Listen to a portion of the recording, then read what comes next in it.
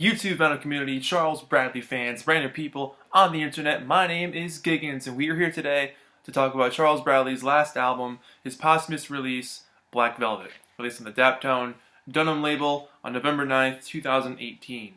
Charles Bradley tragically, sadly passed away in the end of 2017 in September of cancer, and for those of you who ever got to see him or just have seen interviews with him or loved his music, you knew that he was just a super nice guy. Like, I was lucky enough that we got to see him a couple of times. He got to, he would jump in the audience and give you a giant hug. He loved and appreciated his fans so much. So when he passed away, I mean, he was sick for a while. Like, he was canceling shows, and the Changes album did come out, but he was in and out for a while there. But so for a while, it looked like he was doing pretty good. And then when we found out he did pass away, it was just tragic because he was such a nice guy.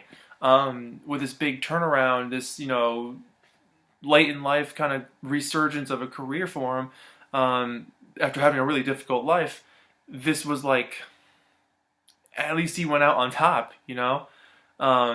Just a really sweet guy. So it's really cool from Daptone to put out this record because it collects a lot of B-sides and singles and a couple unreleased things as an album.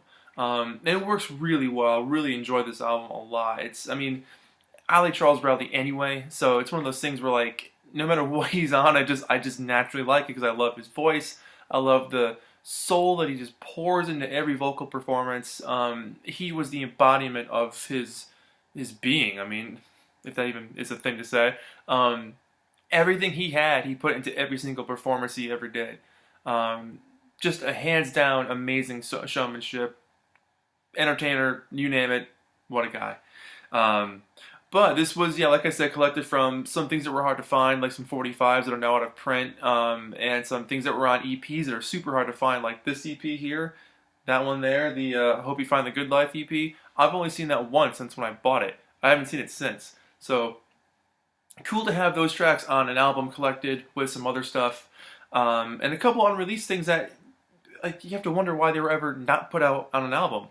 Blows your mind. This version in particular happens to be a record store release, independent record store release for Daptone exclusive authorized retailers. So it comes on a really, really special like purple splatter, maroon splattered record. Actually, that looks pretty good on the video. Sometimes these colors don't show up. That's pretty accurate. It's a little bit more purpley, lighter purple in real life. But the label itself is cool. It's a big white star. It's a white label with a black star. And it says, special record for sale exclusively by Daptone authorized dealers. See if you can see that.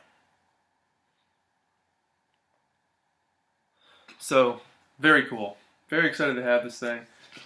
It took me a while to pick it up because it's one of those things where it's hard to, it was kind of hard to bring myself to at first because I was like, oh man, I can't believe he's gone. They collected this work from him. It might be hard to play it. Couldn't have been more of the opposite. It was a lot of fun to play it. It brought back so many great memories of going to his shows and just enjoying his music while he was here. And we'll have his music forever, which is great. He'll always be remembered as a super amazing, talented person and singer. So the album opens up with a song called "Can't Fight the Feeling," which came off of his. It was an unreleased track from his "No Time for Dreaming" album, his first full length. And it's one of those things where it's like, again, why was this left off the album? It's such a great song. It's got the classic Charles Bradley vibe. There's literally nothing about it that says, no, we don't need that on an album. It's like, this could have easily been on an album. I don't know, maybe they just wanted to make room for the instrumentals that were on this thing, because that was like his show. He'd like do a bunch of songs and then have a couple instrumentals. He'd come back and do his thing again. And the albums have always been set up that way as well. And this one follows suit with that, which is great. But yeah, excellent song. It's just got his propulsive, exciting vocals, the big, bright horn melody throughout, punchy drums. What more can you want from a Charles Bradley song? Love Jones. This song is really cool. I never actually heard this one before. This one was completely new to me. This was released as a 45 featuring LaRose Jackson. And Charles takes over like in the second half of the song, but it's very cool. I really like the bouncy medley throughout this thing as well. A couple of cool chord changes. What you got? Like, that part's cool. I can't sing, as you know, but I love that part. It's just a groovy, smooth track. It's got a really nice vibe to it. The keyboards on this song, I think, are also really fun, but really trippy production throughout as well. And LaRose Jackson's voice, I think, is excellent. The two of them together pair really well. I Feel a Change is an unreleased track from the Victim of Love sessions. And the cool thing about this is they actually mention where these songs come from, which is great. But again, Victim of Love is just, if I had to pick, is probably my favorite album by him. It's hard to pick, they're all great, but that one in particular has always grabbed me as a really special album. And I Feel a Change is a really introspective track. It goes on for a while, and it goes through a lot of changes, and it's got that classic feel of these horns that really not accentuate, complement.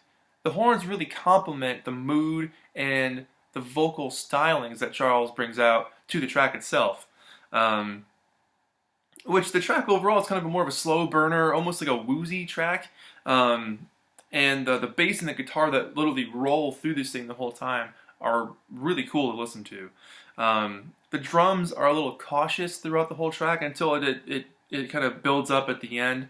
There's a lot of good echo on this track as well. So it's fun to hear his voice with some effects on it sometimes, because it just takes it to a whole different atmosphere.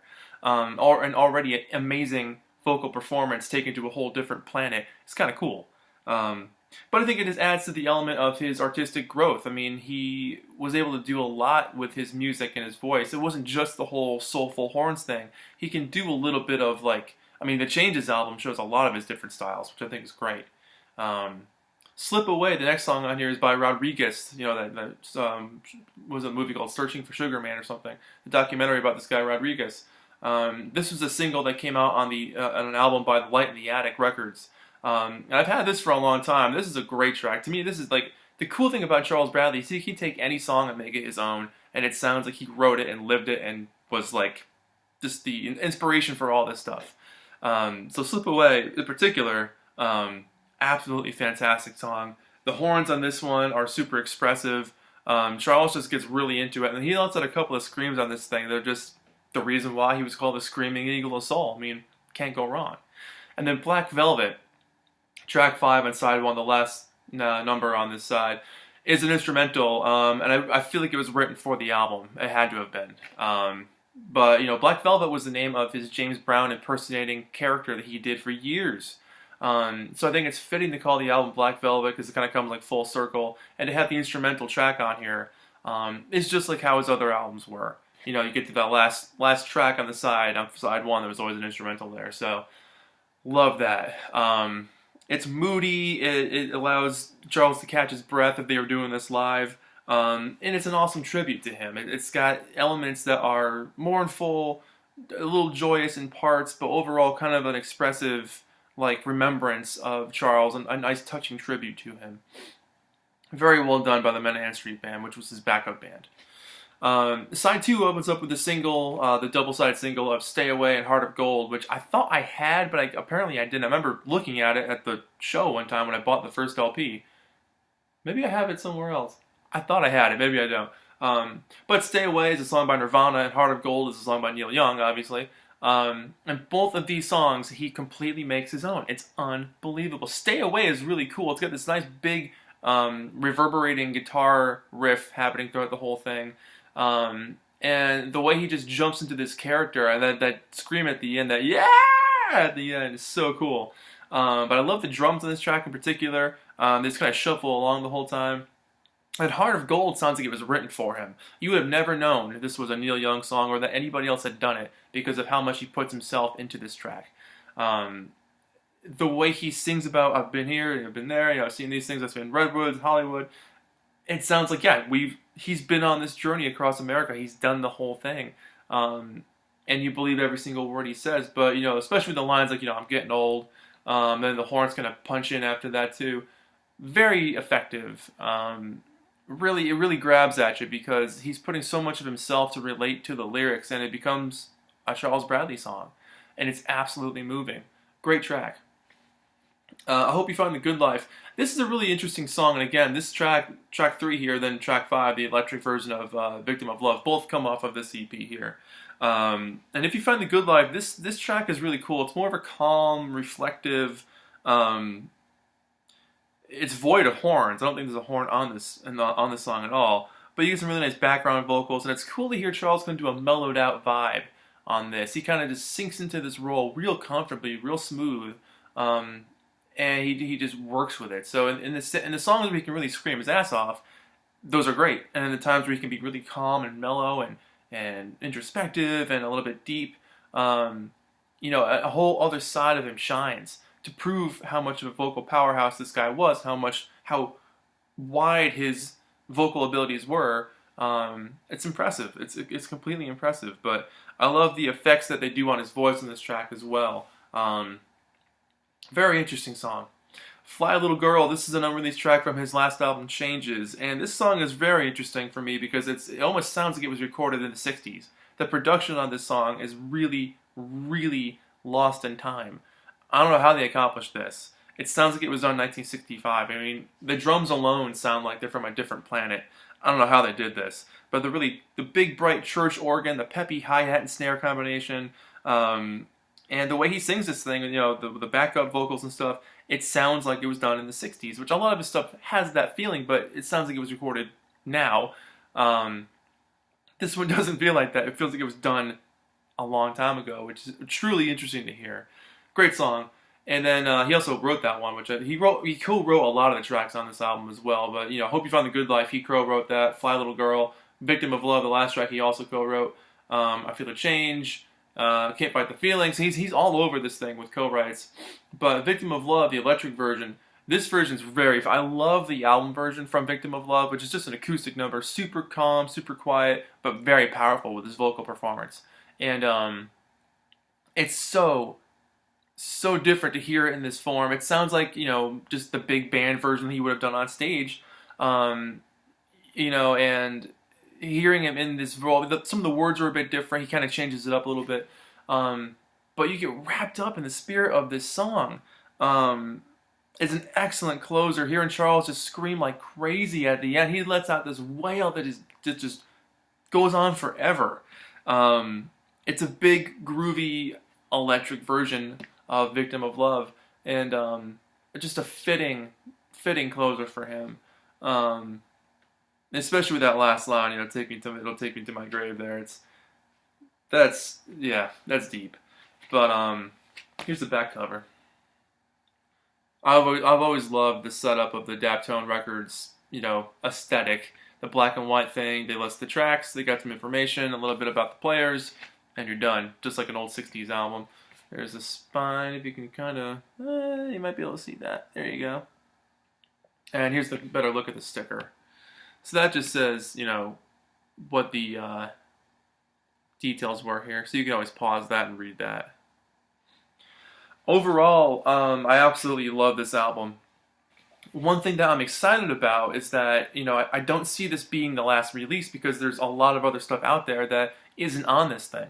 And I'm going to put that list in the little box below. But there's songs that he did as 45s that still aren't on an album yet, like Now I'm Gone, Can't Stop Thinking About You, This Love Ain't Big Enough for the Two of Us, She's Got Twilight Eyes, Take It As It Comes, and then his two Christmas songs, Mary's Baby and Every Day is Christmas, When I'm Loving You. So that would be cool if they can collect like maybe some live tracks or even some more unreleased stuff, or a couple more new instrumentals, and then make an album out of that. I think that would be cool. So who knows? But overall, I'm giving this thing totally a 10 out of 10, hands down. It's a fantastic listen. It's a lot of fun.